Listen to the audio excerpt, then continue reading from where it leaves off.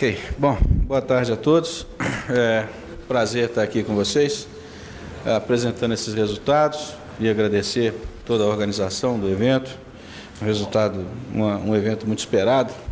Nós estamos há 3 anos e alguma coisa, vendo meus colegas aqui, coordenadores dos grupos, todos ansiosos para podermos liberar isso e soltar para o público. Quando nós fizemos a primeira apresentação, foram feitas 3 apresentações intermediárias antes da gente chegar aqui, uma em Brasília, outra na CETESB, em São Paulo, outra no Rio de Janeiro, e eu lembro que a gente, com o Tércio principalmente, e a Mercedes, obviamente, a gente não combinou nada, porque foi um trabalho tão intenso que a gente não conseguia conversar direito, né? A gente bem que queria uma reunião em Búzios, mas não conseguia sair da COP, né? Era sempre ali na Universidade do Rio de Janeiro, aquelas coisas intensas, pesadas. Mas a gente nunca combinou esses resultados. E, no final, a coincidência que apareceu foi muito grande, não podia ser diferente. Estou vendo o Emílio chegando aí, também coordenador do Grupo 3, junto com a Mercedes, quer dizer, a gente não combinou. E quando começamos a ver os resultados, puxa vida, as diferenças das conclusões eram muito poucas. Eu vou me permitir não repetir o que o Tércio falou sobre a estrutura do painel e vou direto aos comentários. Quer dizer, o nosso grupo, ele trabalhou com impacto, vulnerabilidade e adaptação às mudanças do clima. Então, tinha como coordenação aqui o Antônio Magalhães, eu, e a ideia era, à luz do que o Grupo 1 estaria mostrando com relação a esses impactos, ou a essas possíveis modificações, como é que essas coisas iriam atingir a sociedade brasileira. Então, eu preferi não mostrar números nem tabelas, mas botar o nome de todo mundo. Acho que eu não esqueci ninguém, para vocês verem a robustez dessa coisa. Então, muitas vezes fala-se que nós estamos discutindo isso porque são opiniões, são coisas... Não são, não. São cientistas do mais alto nível trabalhando nisso. Aqui nós tínhamos autores principais de diversos grupos, diversas instituições respeitadas, nos ajudando, buscando informação. No primeiro momento não foi muito fácil montar essa lógica de trabalho, porque nós não estávamos acostumados com isso. Nós tínhamos poucos colegas que haviam já participado do IPCC, mas houve um esforço muito grande da gente para poder, então, ter a estrutura dos autores principais, dos autores colaboradores, que muitos até funcionaram quase que como autores principais, e dos autores revisores, todos de instituições respeitadas, e eu queria fazer um agradecimento especial para a professora Maria Assunção Fausto da Silva Dias, da USP, que foi a revisora dos revisores. Então, imagino que a Assunção deva ter perdido algumas noites de sono para poder revisar tamanha complexidade de informações que surgiram nesse grupo. Esse grupo de trabalho 2, ele, como foi mostrado pelo Tércio, esse relatório ele tem um grupo de trabalho 1, que é a base científica, que o Tércio mostrou, o grupo 2, impactos vulneráveis, vulnerabilidade e adaptação, quer dizer, a nossa ideia aqui é avaliar os impactos das mudanças climáticas nos sistemas naturais e socioeconômicos, as suas consequências positivas e negativas, e opções de adaptação a elas. E o grupo de trabalho 3, que é o que a Mercedes vai mostrar, apresenta então as opções para mitigação das mudanças. Nós estamos um pouco meio que no coração da discussão do novo Plano Nacional de Mudança do Clima, porque a mitigação estava na primeira versão e a adaptação faz parte já da segunda versão. E pode parecer uma coisa relativamente simples, mas não é não, porque a adaptação é o mais caro. É muito caro fazer adaptação, principalmente face à fragilidade que o Brasil tem hoje, tanto em termos naturais quanto em termos socioeconômicos. Nós estamos falando aí de uma vulnerabilidade muito grande da maior parte da população brasileira, principalmente a população que habita nas cidades, e principalmente nas cidades das regiões costeiras. E aí, resolver isso não vai ser uma coisa muito fácil, e nós vamos ter que trabalhar bastante para poder acertar.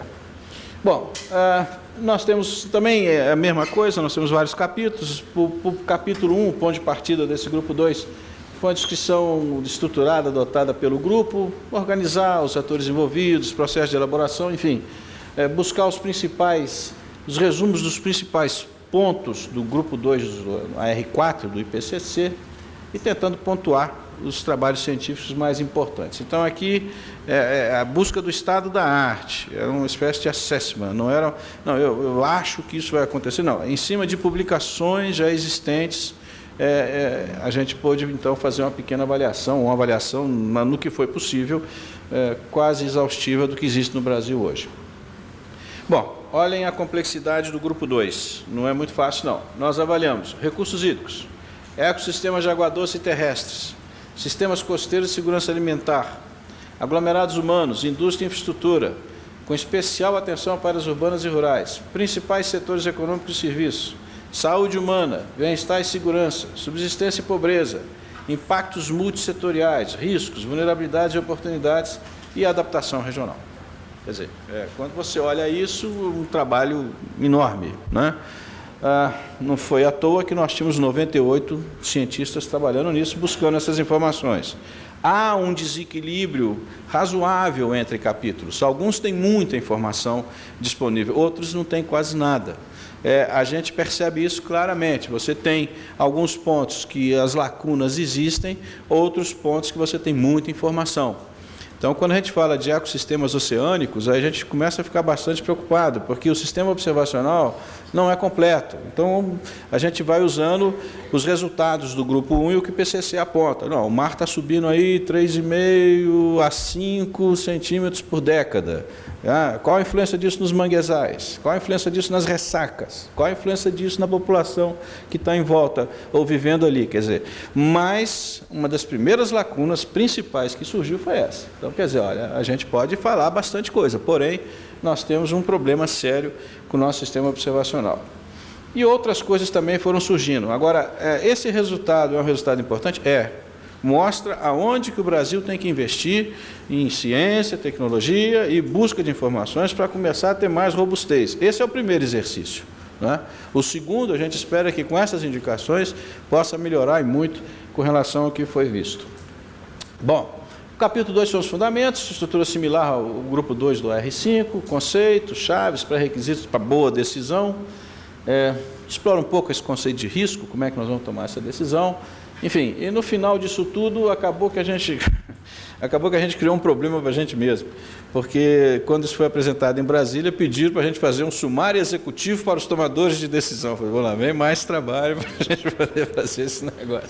Quer dizer, quando a gente começou a mostrar essas coisas, quando a gente pensou que já estava tudo acabado, não, tinha mais um relatório para a gente poder fazer. Muito bem, mas isso a gente está fazendo, tá? O capítulo 3...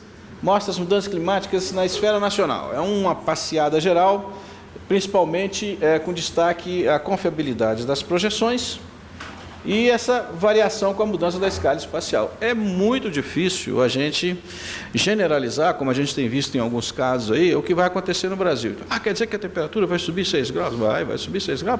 Pode subir 6 graus, mas aonde? Aonde? Como é que é isso? Quais são os locais mais propícios para isso? Não, a Amazônia vai secar? Não, a Amazônia não vai secar. Mas estão falando que o Brasil vai secar? Não, não vai secar, né? Aliás, eu queria deixar bem claro, o mundo não vai acabar, né? Vamos deixar bem claro, o mundo não vai acabar. Não é nossa intenção falar isso, apesar de, em determinado momento, o Marengo, eu, o Jolie, a gente era taxado os cavaleiros do Apocalipse, né? Porque a gente dizia, a temperatura está subindo 2 graus. Aí vem o Tércio e fala 3. Então, são essas coisas que a gente precisa ver. Então, quer dizer, não vai acabar não, mas do jeito que a gente está encarando esses problemas que estão surgindo aí, se nós não avançarmos em determinadas questões estruturantes, o Brasil está vulnerável. E isso nós não podemos negar, nós não podemos deixar de dizer, nós estamos bastante vulneráveis. Avançando então, no primeiro capítulo, é um capítulo que eu gosto muito, que é onde foi feito um estudo muito grande, e há também, esse capítulo é interessante, porque há um embate saudável entre nós e os hidrólogos, né? Se está subindo, se não está subindo, se é variação decadal, se não é, como é que é esse negócio? Esse é um embate saudável porque é onde nós temos a maior dúvida. É onde existe a maior dúvida em termos do aquecimento. Onde vai chover mais, onde vai chover menos. Eu estava, semana passada, no Congresso de Agrometeorologia e tinha um colega do INPE, que fez doutorado no INPE, explicando a mesma coisa que o Tércio falou aqui sobre os sinais, as anomalias na Amazônia. né? Se vai ser no oeste, se vai ser no leste, como é que está. Então a gente percebe que a incerteza em cima dos recursos hídricos é grande. Porém, as tendências apontam para alguma coisa meio complicada para os próximos anos. E isso aí vai influenciar a agricultura, abastecimento, geração de energia. Tá? E aí nós vamos ter que olhar isso com cuidado. Muito bem, o que aparece como resultado principal? Quer dizer, deixa eu voltar aqui. Que nós vamos ter, por exemplo, secas e enchentes mais frequentes e intensas. Precisava fazer um estudo de 3 anos para falar isso? Precisava, porque antes era uma posição individual, era uma posição de grupos, hoje não, é uma posição completa de um grupo grande, passou por avaliação, passou por consulta pública, quem queria criticar, pôde criticar. A COP tem estudos importantes nessa linha, a Embrapa tem estudos importantes nessa linha, a universidade, a FUNSEMI tem estudos importantes, mas nunca juntou a coincidência disso. Todo mundo fala, vem seca aí, vem enchente aí, e vem mesmo, tá? Então nós vamos ter secas e enchentes mais frequentes. Por quê? Porque apesar da chuva não estar mudando muito, a gente não poder afirmar muito essa mudança de chuva, a intensidade da chuva ninguém tem dúvida não.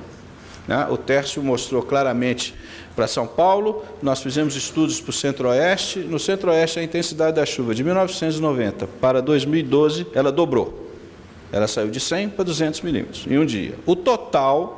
E cabe perfeitamente naquela expansão de temperatura que o Tércio mostrou para a gente. O total pluviométrico nessas regiões dobrou. O total pluviométrico manteve o mesmo, mas a intensidade subiu muito.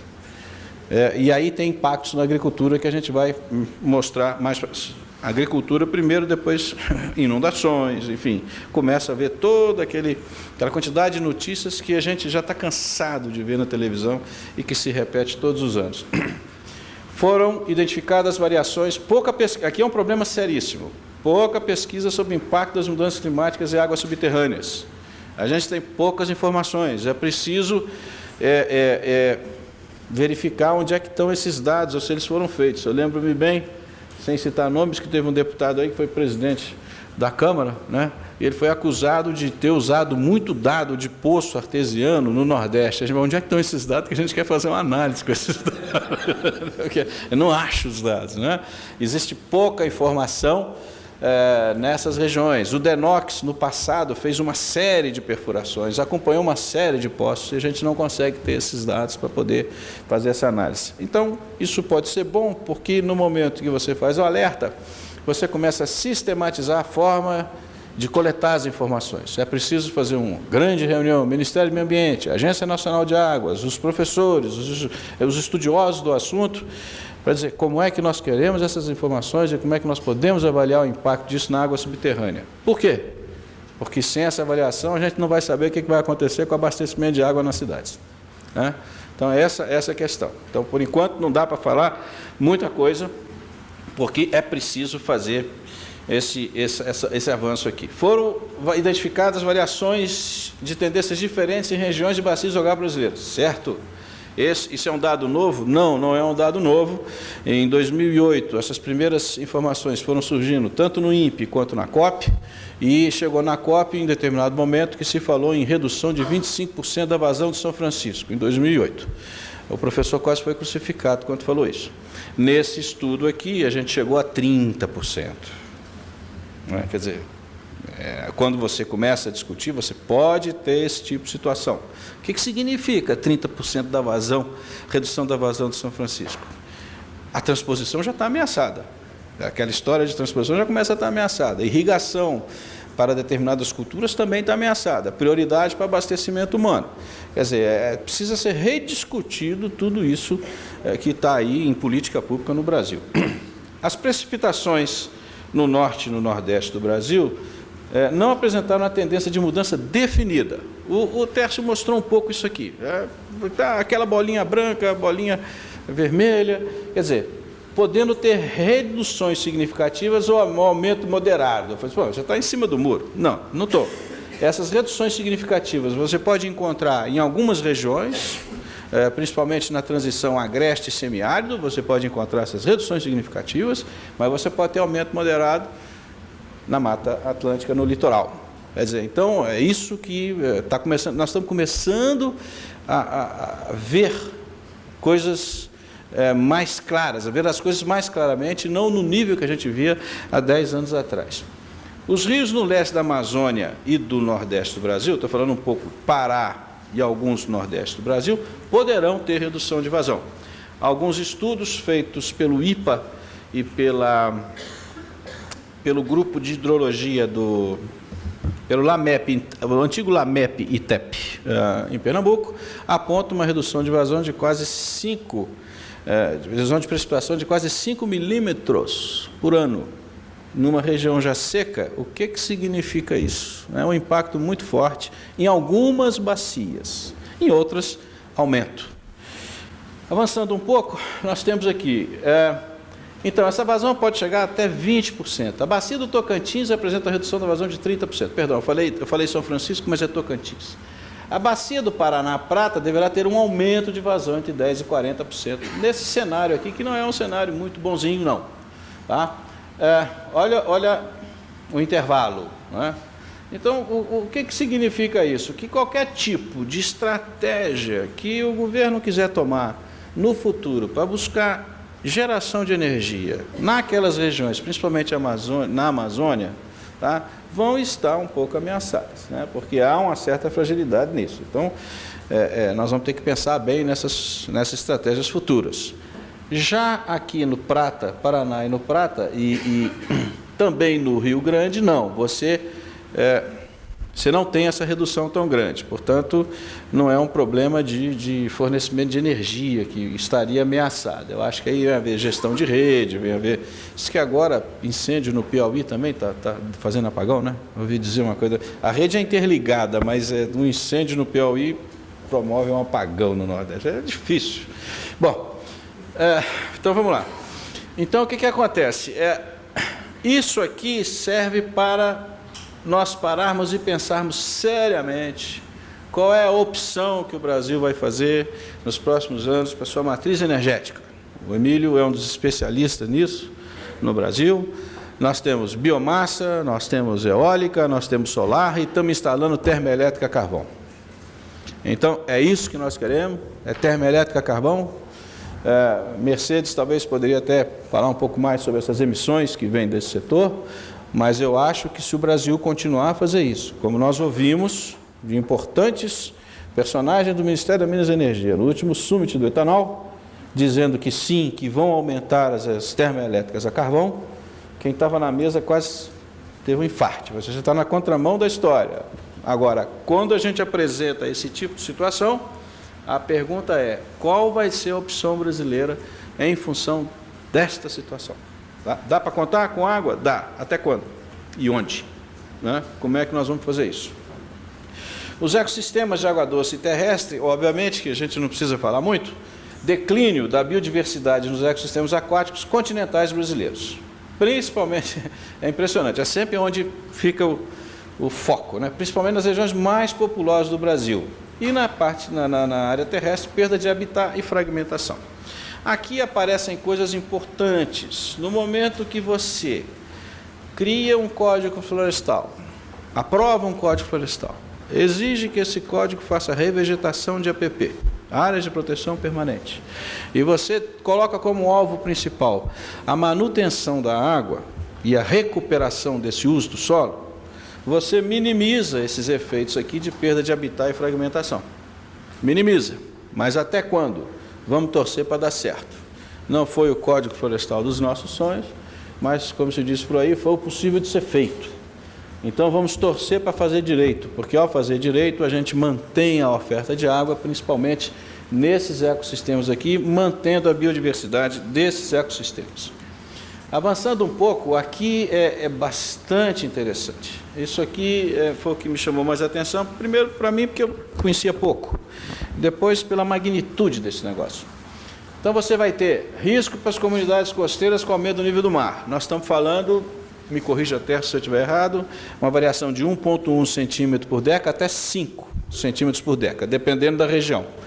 Então, 2 décadas, 10 centímetros, né? 3 décadas, 15 centímetros, eu acho que os manguezais já não vão estar aí para contar muita história. né? Então, vai ter muita dificuldade de corrigir isso. Isso depende muito de controles de temperatura e de emissões de gás de efeito estufa. Então, nós temos que ver direitinho que efeito que isso vai trazer, principalmente econômico, nas populações das zonas costeiras. Outra coisa importante, nós vamos ter processos erosivos na costa, ocorrência de inundações na zona costeira e deslizamento de falésia. Bom, se vocês pegarem os jornais de 30 anos atrás, vocês vão ver isso também. Vocês vão ver processo erosivo na costa, vocês vão ver ocorrência de inundação na zona costeira e deslizamento de falésia. Só que vocês não vão ver com a frequência que nós estamos vendo atualmente. Basta balançar um pouco a cabeça e lembrar Niterói, Petrópolis, Teresópolis e Blumenau, em menos de 4 anos. Né? Desastres muito fortes acontecendo em função desse desequilíbrio. Ninguém quer isso, né? Eu torço para um dia não ver mais a foto de um brasileiro morto no lixão, como a gente viu em Niterói. Tá? Torço para que a gente nunca mais veja isso. E o nosso papel neste painel é de alertar para essas coisas. Então, essas coisas vão acontecer e nós temos que resolver essas coisas. Bom, aí vem também tempestades e ventos associados. Vão ter mais efeitos nos ecossistemas costeiros e infraestrutura de praia. Vai ser muito bom para surfar, mas a ressaca vai vir muito quente. E já está acontecendo. Nós estamos vendo ressacas cada vez mais fortes no litoral. Tem um professor que mostrou uma cena muito engraçada da água subindo na linha da praia, né? Vai subindo. Nossa Senhora, Ipanema vai acabar. Falei, não chegamos nesse nível aí, nós estamos longe desse nível, mas nós vamos ter ressacas muito fortes. Temos que estar preparados para isso. Nos ecossistemas oceânicos, o aumento da temperatura, que foi dito aqui, e a acidificação da água do mar, esse impacto vai ter um impacto negativo nos ecossistemas marinhos e da pesca. E aí você tem perda significativa na diversidade. Aí aparece uma coisa que eu não conhecia, que era o tal do potencial máximo de captura. Então imaginem vocês, o Brasil, com 8 mil quilômetros de costa, nos próximos 40 anos, perder em 6% o seu potencial máximo de captura. 6%. Né? Talvez não deu tempo para pedir para o pessoal traduzir isso em tonelada de peixe. O que significa isso em tonelada de peixe? Tá? Mas é um mundo.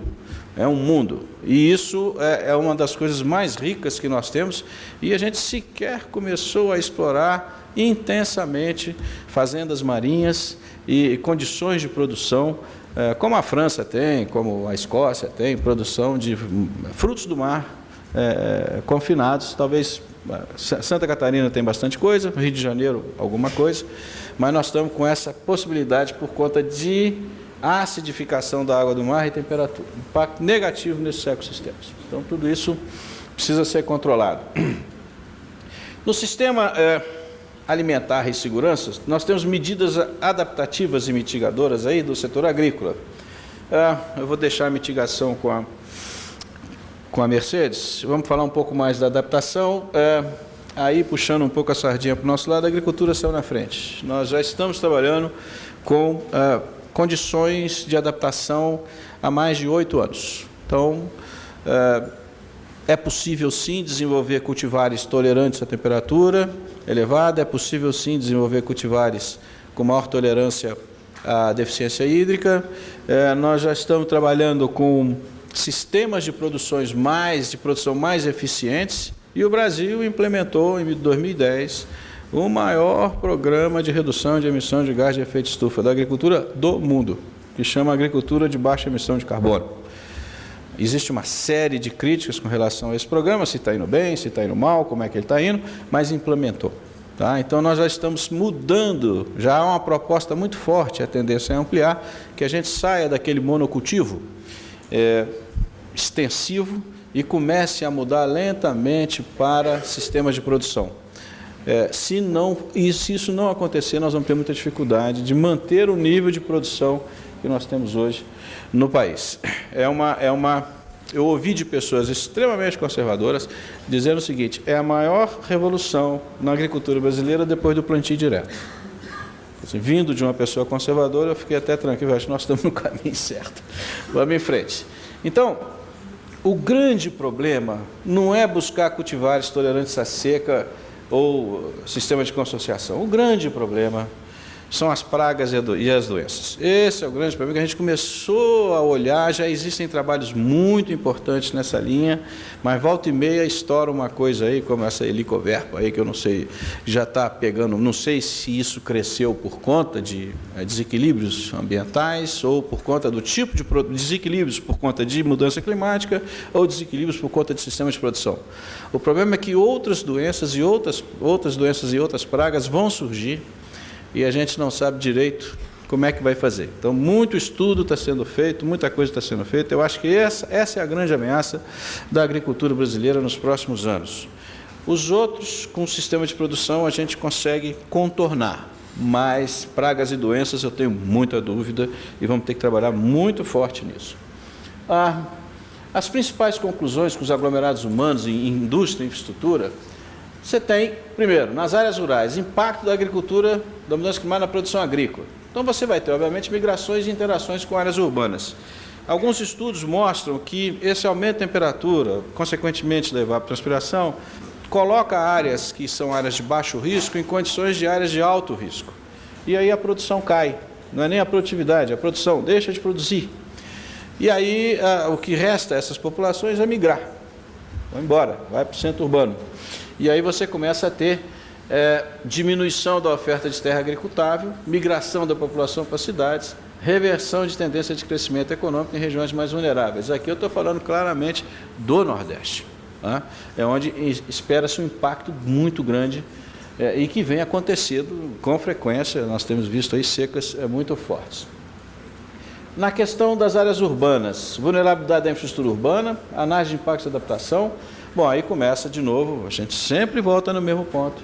Todos foram unânimes em dizer movimento de massa em costa, risco de deslizamento, alagamento, deficiência de sistema de drenagem humano, enxurradas com alto potencial de arraste, enchentes, inundação com alta energia de escoamento. Isso não é novidade, mas o que chama atenção é que cada vez que se fala nisso, você vê menos investimento em estudos geotécnicos, menos investimentos em zoneamentos urbanos, menos investimento em retirada de populações de áreas de risco. Então, essas coisas precisam entrar na pauta, na agenda prioritária dos prefeitos e dos governadores, porque essas populações estão ameaçadas. Não tem nada de novo aqui. O que tem de novo é que a intensidade dessas coisas estão acontecendo com muita frequência. Os setores econômicos, o setor energético vai ser afetado por diversas formas, no que diz respeito aos recursos energéticos, a gente falou, quanto a aspectos de transporte e consumo de energia. Isso aqui foi bem desenvolvido e a gente tem necessidade de desenvolver metodologias para avaliação e adaptação dos impactos sobre diversos segmentos do setor energético que devem ser incentivados. Aqui tem notícias boas e tem notícias ruins. As notícias boas é que nós temos opção para a nossa matriz energética. A notícia ruim é que, considerando o apoio que o governo tem dado ao setor do etanol, nós não vamos cumprir as metas de Copenhague no que diz respeito a biocombustíveis. Tá? Vai ser muito difícil cumprir as metas de Copenhague se o setor continuar crescendo da maneira como está crescendo, o que reduz as nossas opções para essas opções que nós poderíamos ter no que diz respeito ao setor de energia. Está ameaçado? Não. Precisamos ter condições de diversificar essa matriz. E diversificando essa matriz, reduz a vulnerabilidade do setor. Eu acho que tem gente mais competente que eu para falar sobre isso aqui, mas, grosso modo, é um pouco essa coisa. Eu não conheço supermercado de um produto só. Não dá certo. Então, a gente tem que buscar outras opções para manter o crescimento industrial e manter a oferta energética. Na indústria, tem poucos dados. A indústria nos pegou meio de surpresa, porque é preciso se organizar esses dados, principalmente referentes a... Perdão, onde é que eu estava? Deixa eu voltar aqui. Na indústria, é preciso organizar os dados, principalmente a dos desastres causados pelas atividades industriais. Aqui falta informação. Falta informação. E a gente precisa trabalhar bem nessa coisa, né? A ausência do banco de dados nacional dificulta a compreensão do comportamento dos desastres naturais e suas consequências, principalmente no setor industrial. No setor de transporte, Também necessidade de pesquisa sobre a relação da mudança climática com a vulnerabilidade da infraestrutura de transporte. Não precisa falar muito que um transporte de mercadorias baseado em transporte terrestre, caminhão, né, é complicado. Então, nós temos que incentivar os trens, nós temos que incentivar os transportes aquáticos. A nossa é um dado interessantíssimo: 40% da produção agrícola brasileira é armazenada nas costas dos caminhões. 40%. Né? E transportam água, porque nem sempre vem na umidade necessária para ser comercializado. Quer dizer, há um imenso trabalho de mudança de estrutura, investimento em estrutura que nós temos que fazer para reduzir as emissões nesse setor. Né? Muito trabalho a ser feito, principalmente no modal de transporte urbano. O que a gente sente nas grandes cidades é algo importante para que essas discussões sobre metrô, sobre trem, sobre articulados, sejam colocadas de uma maneira muito clara no futuro. Saúde humana, aqui é complicado. Aqui é complicado porque o estudo das mudanças climáticas no impacto da saúde e bem-estar, ele vem principalmente através desses efeitos diretos, como onda de calor, mortalidade. Quando a gente acabou isso, a gente não tinha avaliado as ondas de frio que aconteceram esse ano. Esses impactos vão atingir quem? As populações pobres. Tenho certeza. Esfriou, o rico liga a lareira. Esquentou, ele liga o ar-condicionado. O pobre não vai fazer isso. Então, esse ano nós já tivemos alguns sinais de gente que morreu de frio. A Europa já teve alguns sinais importantes, parece que foi na Ucrânia, de novamente ondas de calor matando pessoas. E no Brasil ainda não chegamos nesse nível, mas nós podemos chegar. Então, qual é o maior impacto? Essas questões vão atingir, os eventos extremos estão aumentando, dias mais quentes e dias muito frios, por curto espaço de tempo, e vão atingir as populações menos assistidas. Não precisa ser nenhum doutor, nenhum especialista em mudança climática para falar isso. Mas os dados que nós estamos observando mostram isso. E esse é o principal problema que nós temos com relação à segurança humana e os impactos sociais que a gente observou. As principais situações de risco acontecem na ocupação desse espaço urbano, né, sem direcionamento planejado. Também, de novo, não precisa ser nenhum especialista. Toda cidade precisa de um planejamento para ser ocupada e nós temos que dar uma freada nessa especulação imobiliária desenfreada que acontece nas cidades brasileiras, senão o impacto será muito forte nessas populações. Né? E, obviamente, os mapeamentos existentes não estão disponibilizados ou são de difícil acesso. Grupos populacionais com piores condições de renda, educação e moradia sofreriam os maiores impactos dessas mudanças. Então, além disso, vem junto a história das doenças tropicais, que tem também possibilidade, você aumentando os vetores de temperatura e umidade, obviamente, você aumenta a possibilidade de multiplicação dessas doenças que estão aí. Né?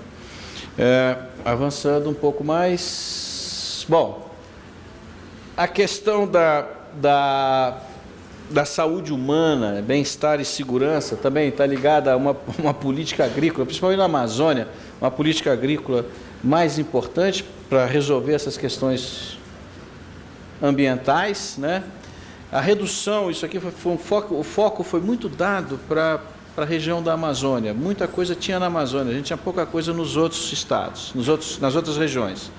A redução da destruição dos recursos naturais vai depender do desenvolvimento de atividades agrícolas sustentáveis e coleta de produtos florestais. O impacto disso no bem-estar e segurança das populações vai ser importante. O estudo que o INPE fez com relação ao Terraclés mostra que nós temos 75 milhões de hectares que podem ser aproveitados de outra maneira, né, do que estão lá. Isso é mais do que toda a agricultura da região sul-sudeste e centro-oeste, e a gente precisa dar um jeito nisso para poder promover o bem-estar e segurança dessas regiões. Então, tem uma série de colocações que foram feitas pelos nossos colegas sobre essas condições de sobrevivência da população na região. Bom,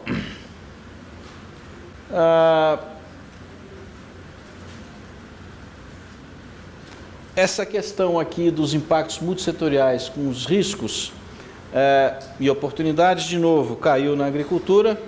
A atividade agrícola tende a ser afetada. Mas por que caiu na agricultura? Porque nós não temos dados dos outros setores. Nós temos dificuldade de ter dados dos outros setores. Então, neste relatório, ficou concentrado na agricultura. A atividade tende a ser afetada diretamente pela mudança climática. A disponibilidade de recursos pode alterar as condições de produção de energia. Os efeitos do cenário de variação de temperatura afetam de forma negativa a produção de alimentos no Brasil. No entanto, aí começa aquela história, está ruim aqui, mas tem outro lugar que é pior, né? Então, frente ao impacto em outras regiões do planeta, tal redução no Brasil será menos significativa. Mas é da ordem de 7 bilhões de reais a partir do ano 2020. É mais ou menos o que a gente estima que venha a acontecer. Eu vou passar um pouco mais rápido, que fica repetitivo, quer dizer, isso aqui o Tércio já mostrou. Quais são as principais conclusões com análise de cenário e caracterização dos impactos para cada região. No nosso sumário executivo, que vai ser lançado em outubro, a gente vai ter essa especificado para cada região, na região norte, na região nordeste, região sul, região sudeste. Tem tudo a ver com o que foi dito. Noites frias, noites mais quentes, dias mais quentes, picos de temperatura tanto baixo quanto alto. Como é que isso vai afetar essas populações e essas regiões? Então, gente, grosso modo, o que a gente viu foi o seguinte: com base na análise dos documentos, nós tivemos muitos artigos e muitos documentos oficiais, publicados em ministérios, estudos setoriais feitos, não necessariamente somente artigos científicos, né? Mas todos foram aprovados pelo nosso comitê diretor. Então, antes de usar, tinha um comitê diretor lá que dizia se era possível ou não usar aquele relatório. Então, com base nesses documentos, nós temos uma variação razoável. Voltou aqui. Nós temos uma variação razoável entre agora tem que andar rápido. Entre o que a gente viu no território brasileiro. Você tem uma variação. Você não pode dizer do mesmo efeito para o Brasil todo. Então, você tem essas mudanças serão variáveis, de acordo com as características regionais, tem que ser regionalizado. Os níveis de exposição, grau de degradação ambiental existente também serão diferenciados. Todas as esferas de governo, indústria, comércio e sociedade precisam estar envolvidas no desenvolvimento da resposta nacional adequada. Então, quer dizer, não basta ser só planejamento estratégico, mas precisa que a gente tenha ações propositivas e estruturantes em todos esses pontos que foram ditos aqui, tá? E o recado final que eu gostaria de dizer é que, sim, alguma coisa vai acontecer, nós precisamos tomar decisões rápido para evitar que isso aconteça, mas não se esqueçam, as populações mais atingidas serão as populações desassistidas. Nenhum de nós aqui vai ser tão atingido quanto as populações desassistidas que o Brasil tem hoje. Muito obrigado.